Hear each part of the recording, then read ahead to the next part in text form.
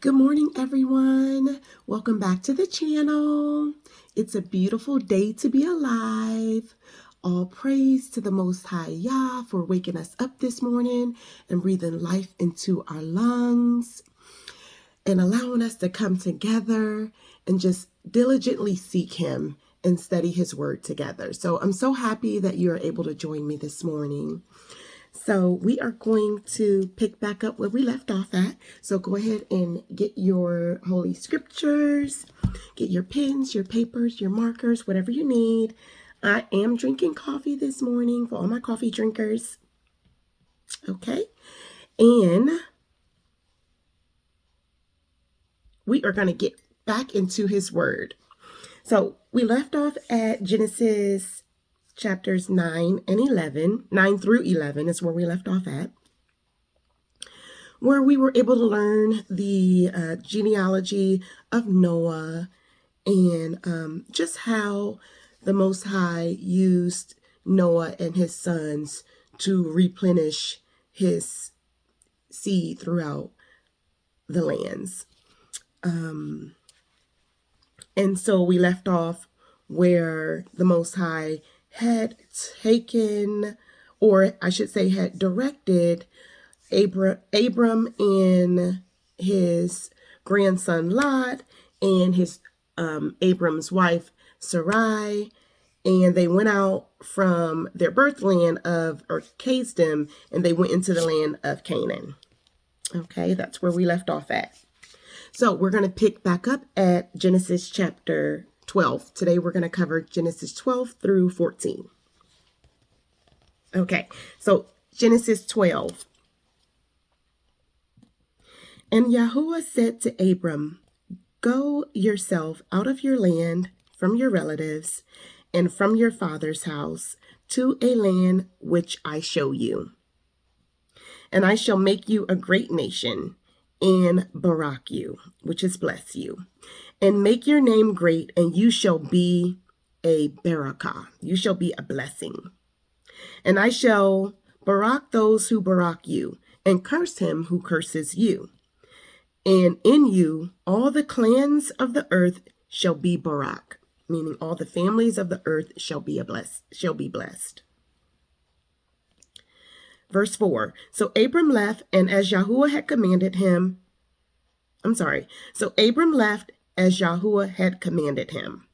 and Lot went with him. And Abram was 75 years old when he departed from Haran. And Abram took Sarai his wife, and Lot his brother's son, and all their possessions that they had gathered, and the beings whom they had acquired in Haran. And they departed for the land of Canaan. And they came to the land of Canaan. And Abram passed through the land to the place of Shechem, as far as the terebinth tree of Moreh. At that time, the Canaanites were in the land. Verse 7.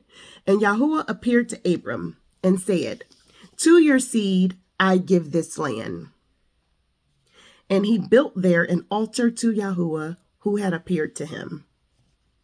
And from there he moved to the mountain east of Bethel, and he pitched his tent with Bethel on the west and Ai on the east.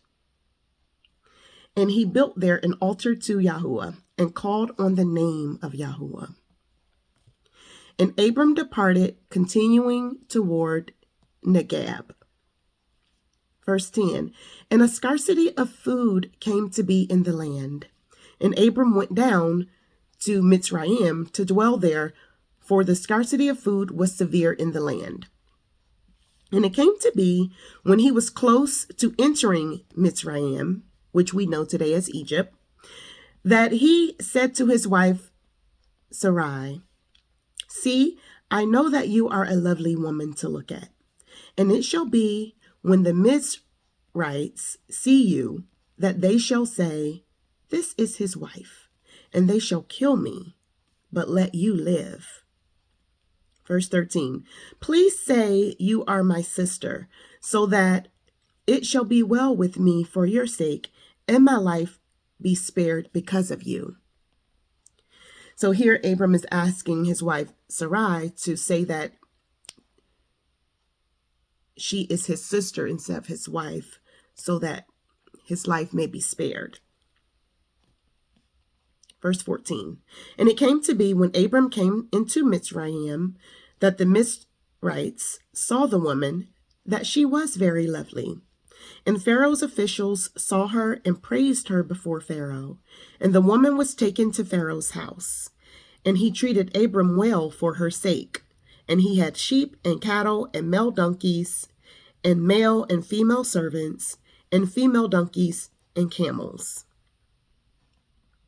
But YAH plagued Pharaoh and his house with great plagues because of Sarai, Abram's wife. And Pharaoh called Abram and said, "What is this you have done to me? Why did you not inform me that she was your wife? Why did you say she is my sister? And so I was going to take her for my wife. Look, here's your wife. Take her and go."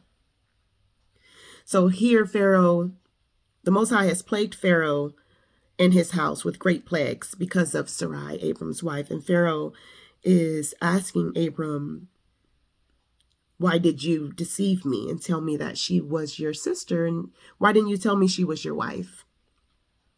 So now he's saying, look, here's your wife. Take her and go, because he doesn't want any trouble. Verse 20. And Pharaoh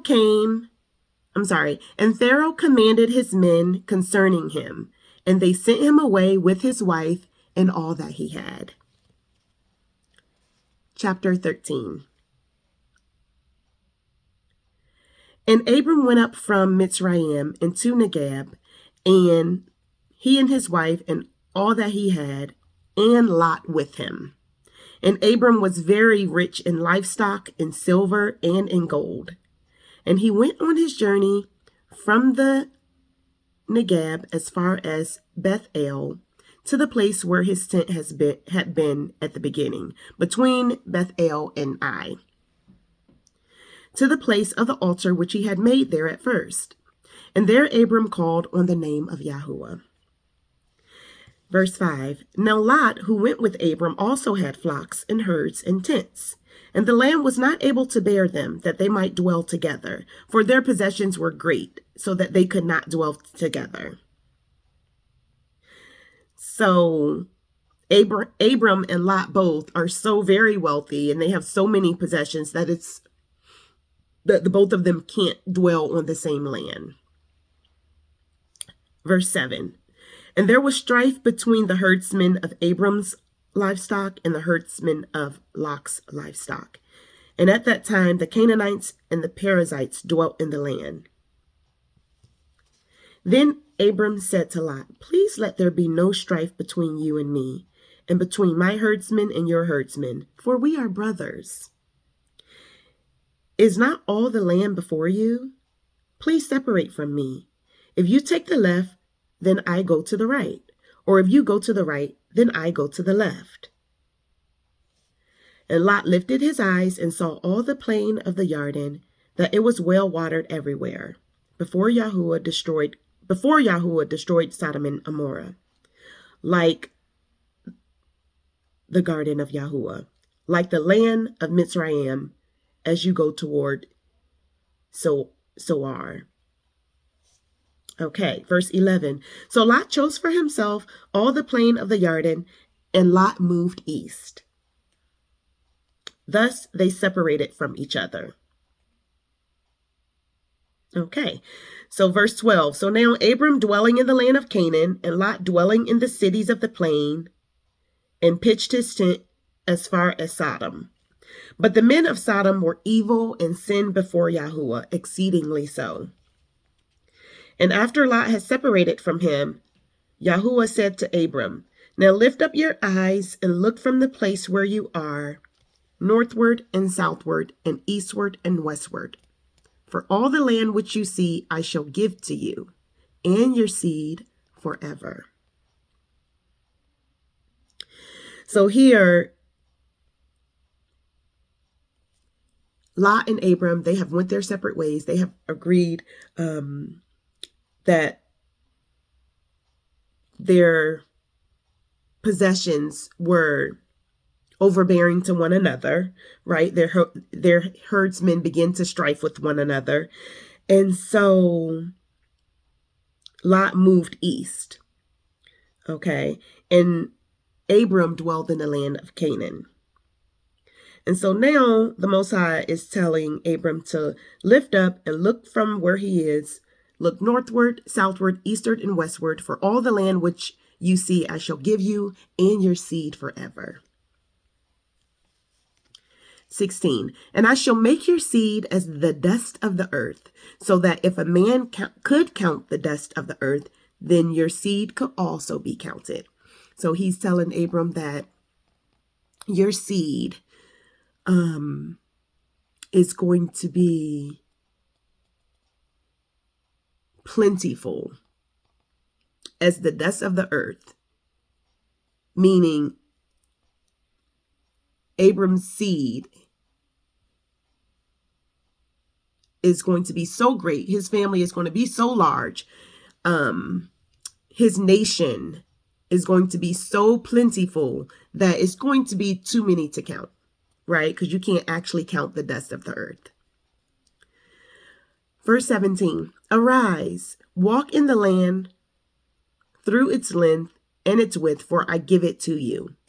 Verse 18, so Abram moved his tent and went and dwelt by the terebinth trees of Mamre, which are in Hebron, and he built an altar there to Yahuwah. Okay, so we're going to stop here.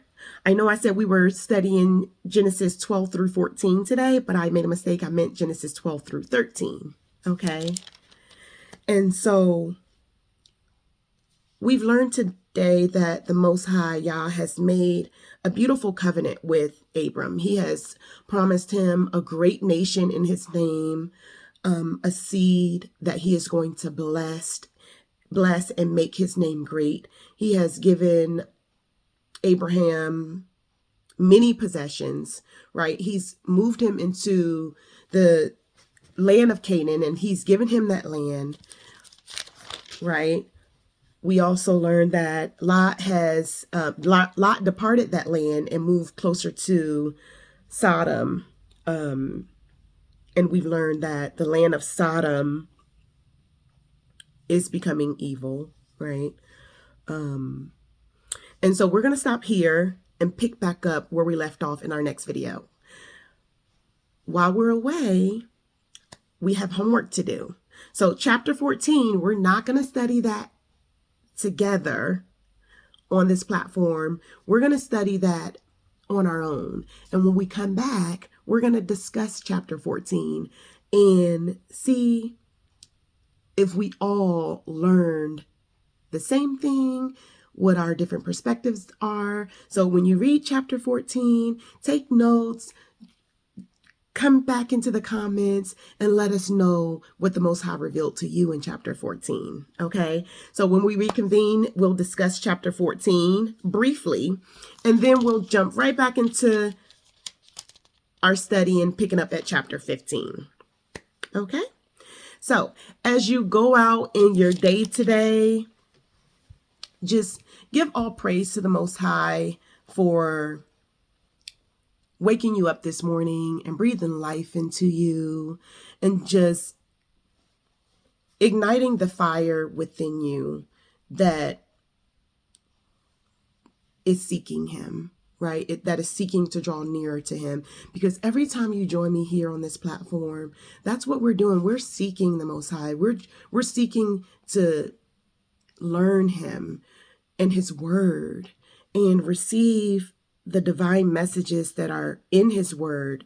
The message that he has for you is a different message than what he has for me. So it's so important that you meditate on his word after our studies. Meditate on it and take it with you throughout the day. You know, while you're at work, while you're at the grocery store, think about what it is that we read and how it applies to you. You know, for example, when I think about Abram and him concealing Sarai's identity as his sister instead of his wife, it deceived Pharaoh and made him believe that Sarai was available for him to make his wife, right? And so that resonates with me. Something as harmless as, Abram simply was trying to save his own life, right? By not revealing that that was his wife. But at the same time, he could have caused Pharaoh to do something grave, something irreversible, right? And the fact that Pharaoh, because of Abram's wife Sarai, Pharaoh received, he was plagued by the Most High, and so that resonates with me. Our actions have consequences. My actions have consequences. So before I say something, before I think something that might be small and harmless, how is that going to affect someone else, right? What is it going to cause them to do? What's the domino effect? So that's how this scripture resonates with me. So it may resonate with you differently, but as you go throughout your day, meditate on the Most High's words. Let them speak to you. Learn from them. Be obedient to them, and seek that understanding. Anyway, I'll stop here. As always, it is a pleasure studying with you. I pray that your day is as beautiful as our morning has been. I love you, and I will see you in the next video. Bye.